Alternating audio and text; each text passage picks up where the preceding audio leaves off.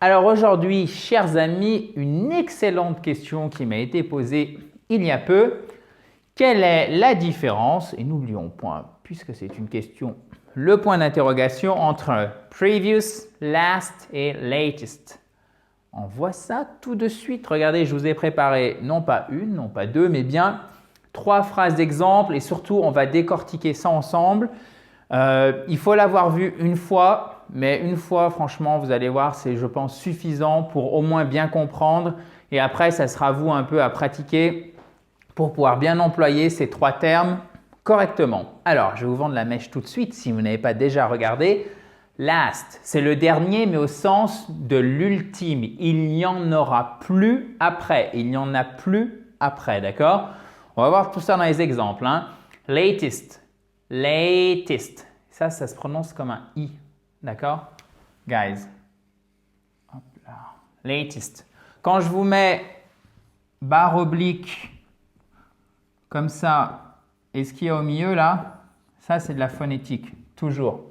Okay? Par convention, on va faire comme ça. Exactement comme vous pouvez trouver dans les dictionnaires, soit c'est entre crochets, soit c'est entre barres obliques. Okay? Previous, et non pas previous, mais previous. Accent tonique sur la première syllabe. Pour la petite règle, quand ça se finit par ius, comme ça, l'accent tonique il est sur la syllabe précédente. Okay? Previous, c'est précédent. Donc, le dernier au sens de « il n'y en aura plus après », le dernier au sens du plus récent et précédent. Donc, ceux-là, en fait, ils fonctionnent par paire. Et vous voyez, en fait, ce qui se passe, et c'est d'ailleurs très souvent le cas, parce qu'il y a beaucoup plus de vocabulaire, en tout cas, il y a plus de vocabulaire même, je parle du vocabulaire courant, pas du vocabulaire littéraire, en anglais par rapport au français, ce qui permet à l'anglais d'être souvent plus précis que le français. Donc en français, on a un seul mot, dernier, dernier, et en anglais, on en a 2, mais vous voyez qu'il y a quand même une énorme ressemblance entre les deux. Cependant, vous ne pouvez pas les utiliser en même temps. Donc il y a une différence de sens, voyons ça tout de suite. Mais avant, chers amis, pour ceux qui ne me connaissent pas, permettez-moi de me présenter. My name is Adrian from ispeakspoken.com. Donc alors, good morning or good evening et surtout bienvenue sur cette fabuleuse chaîne YouTube à laquelle vous pouvez vous abonner tout simplement en cliquant sur le bouton rouge qui est juste en bas à droite. Et par la même occasion, vous êtes libre de télécharger votre kit complet pour vous mettre ou vous remettre à l'anglais. Pour ceci, rien de plus facile. Vous cliquez, si vous êtes sur YouTube, sur le i qui est en haut à droite ou sur le lien que j'ai mis juste en bas dans la description. Mais revenons à nos moutons ou directement aux 3 termes qui nous intéressent. Je vous rappelle que c'est previous, précédent, last, le dernier, l'ultime. On révise en même temps. Practice makes perfect, d'accord? La répétition est la mère de l'apprentissage. Et latest, latest, le dernier au sens de le plus récent, exactement. Je vois que vous suivez, bravo. This is the latest issue. Alors ça, vous pouvez le retenir. Issue, ça signifie en anglais. Alors, j'allais utiliser mes doigts, mais quand je fais la vidéo devant vous, je prends la brosse. Voilà.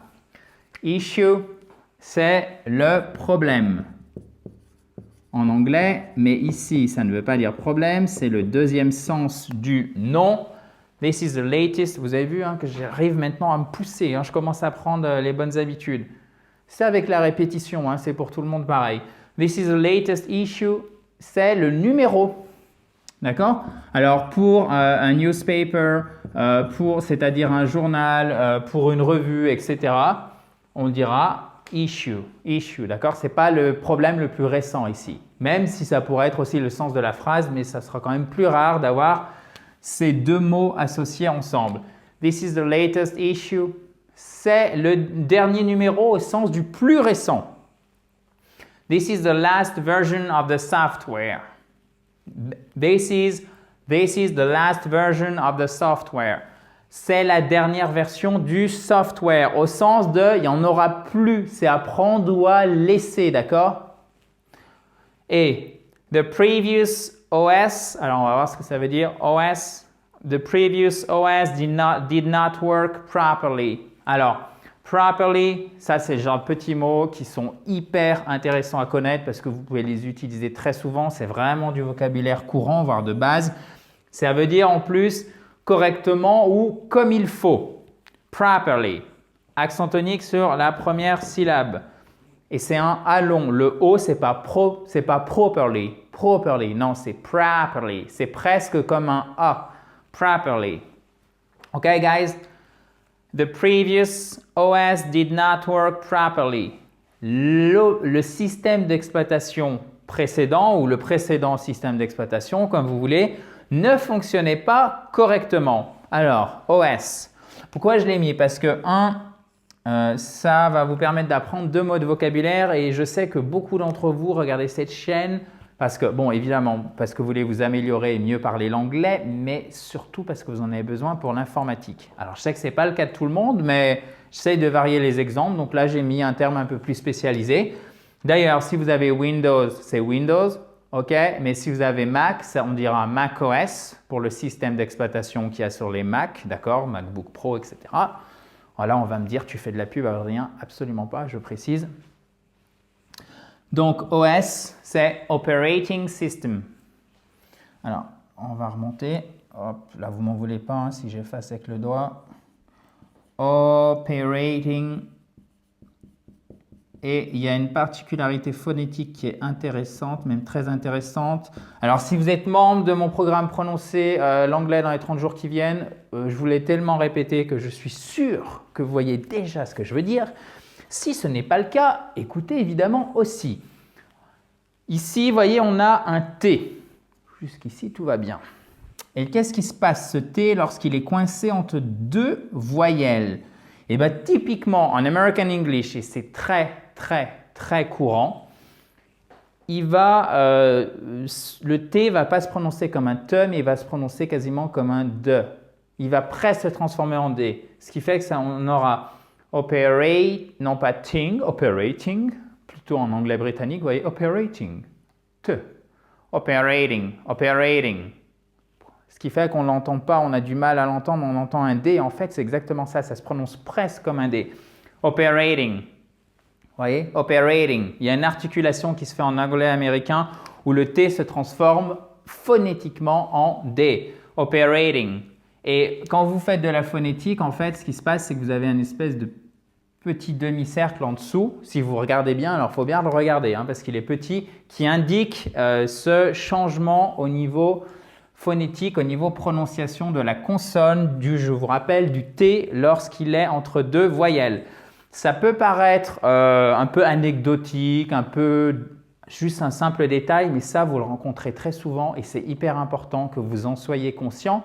D'accord? Même si vous dites operating, ce qui est une bonne prononciation, plutôt anglais-britannique, si vous ne prononcez pas correctement, vous aurez beaucoup de mal à comprendre. Donc, le fait d'avoir conscience de ça, déjà, la prochaine fois, au lieu de vous dire « Ah, je comprends rien du tout », si vous voyez le mot écrit, vous avez la prononciation parce que vous utilisez les fichiers audio pour apprendre du vocabulaire, enregistrés par un native speaker, ça c'est très important. Vous allez vous dire « Ah oui, je me souviens ». Le T se transforme en D entre 2 voyelles ou presque comme un D, donc c'est pour ça que j'entends ça. Et le c'est pour ça que j'entends ça, ça vous permet de rattacher à ce qu'on voit ensemble, à ce que vous voyez dans un programme quelconque, hein, que ce soit un de mes programmes ou évidemment par exemple une méthode Assimil, etc. Et du coup, vous comprenez. Donc, il n'y a pas de frustration et ça vous permet de progresser. OK ? Donc, bah écoutez, je pense que ça me paraît clair. On est allé un petit peu plus loin que previous, last et latest. Mais je pense que c'était, vous en conviendrez, pour la bonne cause. Et d'ailleurs, si vous avez apprécié cette vidéo, n'hésitez pas à mettre un gros pouce bleu comme ceci juste en bas à droite. Et par la même occasion, abonnez-vous à cette fabuleuse chaîne YouTube en cliquant simplement sur le bouton rouge qui est juste en bas à droite. Je vous rappelle la notion du jour, last, le dernier, au sens de l'ultime, il n'y en aura plus après. Latest, latest.